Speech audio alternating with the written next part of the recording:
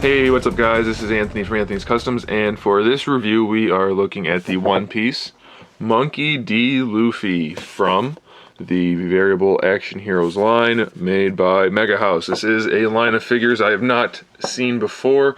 I believe they're fairly new. This might even be the first one, to be completely honest. I haven't looked up what other ones they've done. I'm pretty sure they have a few out there, but anyway, this is the first one I have, and it's going to be kind of interesting to look at this and to show to you guys, because like I said, I'm fairly new to this, or completely new to this line, and I think they are a fairly young line of figures. So there is, at least on my behalf, a little bit of anticipation for what they have to come in the future, what they're going to learn from these current figures, and then how they're going to be better in the future. That being said, this figure is still really darn good. So this is obviously Luffy from One Piece. This is the look of him from after the time skip, which I haven't gotten to yet in the anime, so I don't know too much about that. I haven't quite grown fond of this look over the old vest look, but it's not bad, obviously, and it's accurate, so that's fine. Before we get into the details of the figure, let's look at the height. It's bigger than most import figures. It's almost 7 inches tall, so that is unusual for the smaller scale import figures. We generally have the Play Arts larger figures than the smaller 5.5 inch figures, and this guy's kind of right in between. So unfortunately, he's not really going to fit in with too many of the other figures you might already have in your collection. Mostly with the NECA style figures is where you're going to find this guy scale-wise. But that's okay, I don't mind, because it's a separate line, so it doesn't have to fit in with anything else. If you're curious, he's just over 17 centimeters tall. The sculpt on this guy is great. The musculature on the torso, the wrinkles and everything on the pants, the sash around his waist or his belt, and then the hair is really well done. Lots of nice detail in there, and the face is an accurate face. The SH Figure Arts one, they didn't necessarily have the best likenesses, and I will end up doing a comparative review once a few more of these guys come out. But anyway, these guys, he looks really, really good. The feet are sculpted accurately to the show. The sandals are sculpted on the bottom. Really, everything sculpt-wise is on point. We also have the hat.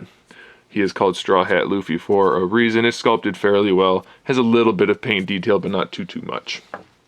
Let's go ahead and look at the articulation, then we'll get into the accessories. So the head is on a ball peg, so there's a socket in there. You see the head moves around that, and then this part down here, I guess I can just show you, is a ball hinge. So it's basically the same thing as an SH Figure Arts figure.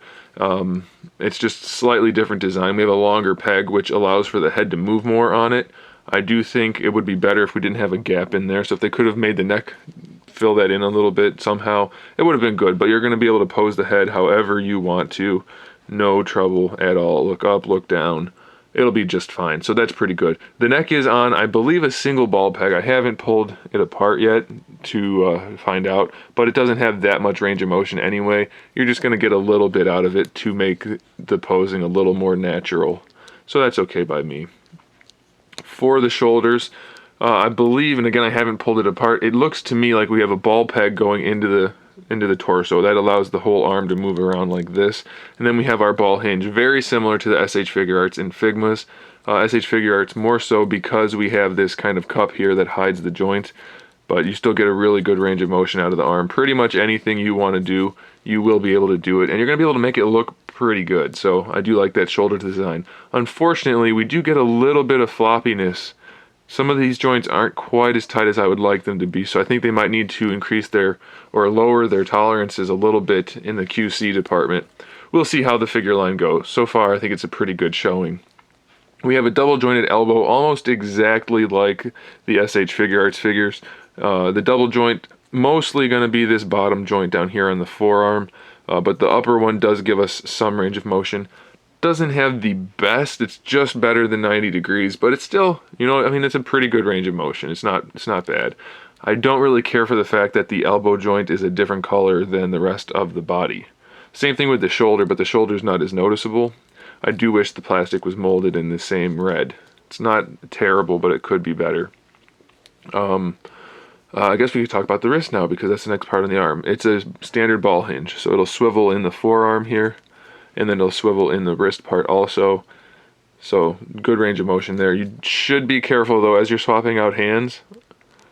that's a very, very tiny peg, and it's only connected on the one side, so be extra careful when you're swapping these out. It doesn't feel like it's going to break necessarily, but it feels like it very easily could.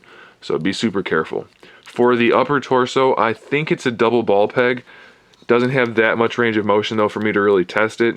That's all you're really going to get ab crunch wise. It can rotate some, but again, not the best range of motion, just enough probably to get some posing done. The scar on his chest is pretty well done. That is sculpted, looks fine.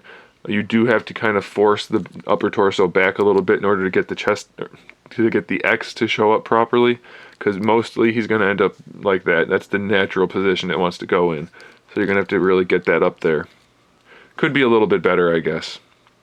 I don't think I mentioned paint yet, did I? I don't think I did. There's a lot of shading on this figure. All of the skin tones have shading on them. The X is painted well. All of the jacket is painted and shaded, and the same thing with the pants and the sash and everything. So paintwork is really good on this guy. We do have a single ball peg for the lower torso. Again, doesn't have the best range of motion again. It does work, and it's fine, but we don't get that much forward and back or that much side to side. It's going to be enough, but I think they'll probably get better and better as they go. The sash is a separate piece, and it is nice and soft, so it won't get in the way at all.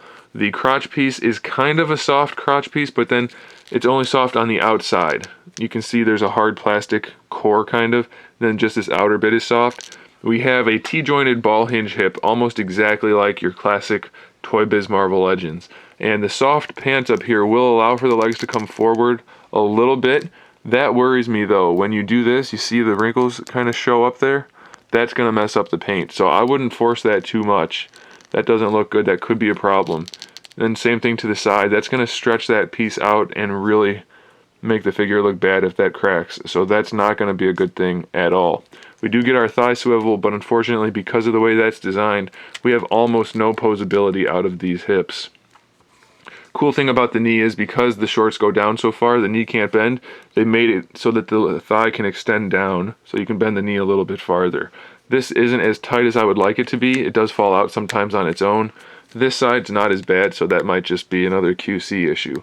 But it's cool that they included that because you can still get decent posability out of the legs, and they still look good, so that's nice. For the ankles, it's a standard ball hinge, so we have the forward and back, and then we can actually use the peg in the foot to give us an ankle rocker, or we can rotate it around a little bit and get a little bit more out of that, so that's cool. Then we have a toe hinge. It doesn't look that great from the side, but it will be effective and it'll look fine going forward. It's not super loose, so that's okay. So ultimately, general thoughts on the figure, articulation wise, those hips are going to be a problem. Everything else you can live with, but having the hips have that wrinkling in them when you move that forward, they need to work out that flexible paint in there so that they can let the hips work better. It would be better even to have the drop down hips like they do on the SH Figure Arts. Unfortunately, this guy doesn't have that, so he's going to be a little bit limited in the posing department. Okay, let's look at accessories. First thing we have is his hat. And that just has a little soft rope piece on there. It's not actual rope, it's plastic, but it looks fine. And that is for putting it over his shoulders like that. And it makes for a nice display piece, no doubt. We also have a hat that doesn't have the ties on it. I kind of wish it did, but that's okay, because oftentimes they don't draw it like that in the anime. And then we also have a head for wearing the hat. And you have to pop the head off and then swap out the hair pieces, of course, put a face in there. But we can put this together, line up all the pegs. If they will line up, hopefully they do. Haven't done this before, I just got this guy out of the package. I don't know why they're not lining up. They should. Anyway, you line those up and then this is keyed so you know which way it goes, and you put the hat on and it's perfect. And I'll have photos at the end so you guys can see all of this stuff in use, but that's how it works. And there's the joint for the head again. We have two alternate faces, so we have the standard one, which is just kind of this stern look. Then we have the big open mouth smiling face. The line for the teeth is a little bit off. That throws off the look a little bit. You can see the sculpted gap a little bit higher than the line. I wish that was lined up. And then we have the yelling face, which looks pretty good. He has the sculpted veins on his forehead. It looks weird here, but you'll see in the photos that it looks fine once it's in use. And then lastly, we have some hands. So we have the two fist hands that come on the figure. Then we have two open palm hands like this with the individually sculpted fingers. fingernails are sculpted. And then lastly, we have these hands. So we don't have any like Gum Gum Rocket or Gum Gum Pistol or Gatling or anything like that. No accessories beyond what we just showed you. That's a little disappointing. I was hoping for a little more. Even the Figure Arts figure had a good deal more than this. And I think this guy would have benefited definitely for just even a somewhat larger fist. It wouldn't have been that hard to make this part pop off and put on a hand that is a little bit bigger. That's all we needed. So it's a good figure. I definitely do recommend it if you're a One Piece fan or a Luffy fan. I think that Mega House just needs to work on the line a little bit more and kind of find where they're going with it and get the figure to the way it needs to be. It's definitely good. I think it could easily be a lot better if they address a few issues like the hips, hiding that chest sculpt underneath the articulation, and then giving us a few more accessories. He's pretty bare bones at this point. So it's a good figure. I do recommend it. I am looking forward to what they do with Ace, because Ace looks like he's going to be even better, and they've probably learned a lot already. So there it is, guys. Make sure you stick around for the photos of this guy who come in here soon. And Big Bad Toy Store should be getting these guys in fairly soon, so you might want to check that out. There's a link in the description, so go check out Big Bad Toy Store. Make sure you like the video. I don't know if I mentioned that enough. It does help me a lot if you guys like the videos to actually click the thumbs up button. Give me a thumbs up if you like these videos, and make sure you subscribe so you can see my upcoming figure reviews, custom figures, and other good stuff. And in the meantime, keep collecting.